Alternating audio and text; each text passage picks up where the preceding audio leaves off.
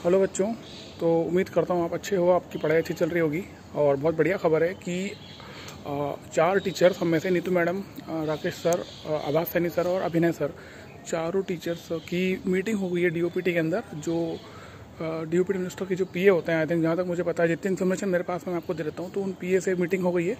और ऑलमोस्ट हर बात, मतलब जो भी हमारे कंसर्न थे एसएससी और रेलवे को लेकर के, हर कंसर्न को चारों टीचर्स ने बहुत बखूबी अपनी बात रखी है और एक एक बात वहाँ तक पहुँचा दी है। मिनिस्टर सर से अभी तक मीटिंग नहीं हुई है, बट लेकिन अच्छी बात है कि हमारी बात मंत्रालय तक पहुँच गई है। और वही हम चाहते थे कि सॉल्यूशन अब इस बार जो हो वो परमानेंट हो, ऐसा ना हो कि टेम्परेरी बेसिस पे हो जाए, फिर से हम 4 महीने बाद फिर हमको सड़कों पर उतरना पड़े।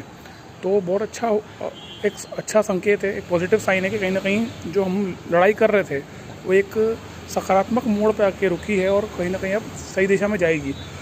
कई बच्चे पूछ रहे कि 6 तारीख को जो प्रोटेस्ट है उसके लिए बच्चों को आना है, और कुछ लोग मिसलीड भी कर रहे हैं। मैं आपको बता दूं, पहली बात तो ये कभी भी बच्चों के लिए प्रोटेस्ट था ही नहीं, कभी भी नहीं था। शुरू से 31 जुलाई को जो था वो भी टीचर्स के लिए था और अभी भी टीचर्स के लिए था, लेकिन अभी शायद ही हो 6 तारीख को, बिकॉज हमारी बात हो चुकी है। हम मतलब हमारी बात रखने में कामयाब हुए हैं, और क्योंकि कंस्ट्रक्टिव वे में आगे बात बढ़ी है, तो मुझे ये लगता है कि प्रोटेस्ट की अब जरूरत होगी। और अगर प्रोटेस्ट करते हैं तो फिर वो एक नकारात्मक संदेश जाता है, क्योंकि मंत्रालय खुद ही बोलेगा कि एक तरफ तो आप बात कर रहे हो, एक तरफ फिर हल्ला मचा रहे हो, है ना। तो मुझे लगता नहीं कि इसकी आवश्यकता है। और फिर जो प्रोमिनेंट टीचर्स हैं, ऑब्वियसली नीतू मैडम हैं, राकेश सर हैं, अभिनय सर हैं, ये लोग मिलकर डिसाइड करेंगे और बता ही देंगे आपको अलग अलग ग्रुप में। इसके अलावा स्टेनो को लेकर के एक बात हुई है, बहुत इंपॉर्टेंट कंसर्न है ये, जो कि मुझे लगता है, देखो मैं स्टेनोग्राफर का नहीं पढ़ाता, बट मुझे चिंता उसकी है क्योंकि 6 तारीख को परसों एग्ज़ाम है और उनके द्वारा कहा गया है कि अब इतनी शॉर्ट नोटिस पे एग्ज़ाम कैंसिल नहीं हो सकता। सीजीएल के लेकर के तो काफ़ी पॉजिटिव न्यूज़ है कि सीजीएल पोस्टपोन होने के चांसेस बहुत ज़्यादा हैं, बट स्टेनोग्राफर वो पोस्टपोन नहीं कर रहे हैं। बट मेरा ये कंसर्न है कि बहुत सारे बच्चे अभी भी ऐसे हैं जिनको एडमिट कार्ड इशू हुए ही नहीं है। 6 तारीख को अगर एग्ज़ाम है तो 6, 7, 8, 3 दिन आई थिंक। तो अगर एग्ज़ाम पास में और एडमिट कार्ड इशू नहीं हो रहा है, ये कितना गलत संकेत है।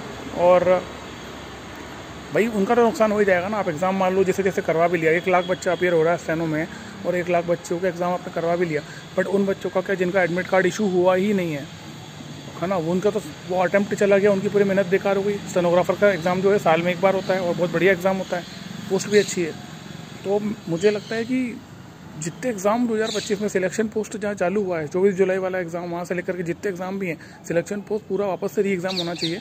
अभी मेरे हिसाब से तो एसएससी को कोई एग्ज़ाम कंडक्ट नहीं करना चाहिए।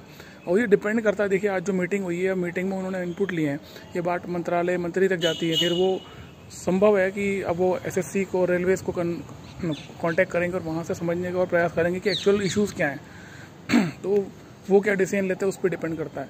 और मेरा तो ये इच्छा थी कि स्टेनोग्राफर का एग्ज़ाम ना हो, स्टेनोग्राफर का एग्ज़ाम भी पोस्टपोन होना चाहिए था, बट क्योंकि 2 ही दिन बचे हुए हैं तो वो इस अभी मूड में देख नहीं रहे कि एग्ज़ाम पोस्टपोन हो। और देखते हैं, फिर ये भी मालूम पड़ जाएगा कि जो एसएससी वो एग्ज़ाम अभी कैसे कंडक्ट कराता है।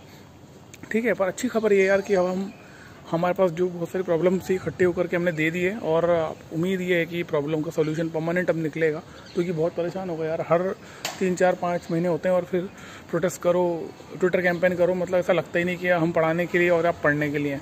ऐसा लगता है कि हमारा प्राइमरी जो पेशा है वो यही है कि प्रोटेस्ट करो, कैंपेन करो, है ना, नारेबाजी करो। ये अपना काम नहीं है, अपना काम पढ़ने का और पढ़ाने का है, वही करें। और जिसका जो काम है वो पूरी ईमानदारी से करें, और उसी को वही से तरीका सही है आगे बढ़ने का।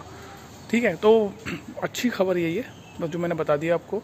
और बस पढ़ाई मत छोड़ना, भले ही सीजीएल डिले हो रहा है, कुछ भी होता है, एक चीज़ ध्यान रख लेना कि आप अगर इससे डिले पड़ जाते हो तो आप ही पढ़ रहे हो, बाकी कोई नहीं है। बाकी सबका काम चल रहा है और बाकी सब पढ़ रहे हैं। जिसको एग्ज़ाम में रैंक लगानी होती है ना, वो कोई भी दिन छोड़ता नहीं है, कोई रात नहीं छोड़ता, वो बर्थडे नहीं छोड़ता, दिवाली नहीं छोड़ता, उसके लिए कुछ नहीं होता है।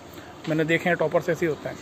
तो बेहतर ये है कि पढ़ाई में जो मोमेंटम आपने रखना है, एग्ज़ाम के 1 दिन पहले जो मोमेंटम होगा वही मोमेंटम आज भी होना चाहिए और हमेशा होना चाहिए। ठीक है, तो मिलते अगले वीडियो में। Thank you so much. जय हिंद।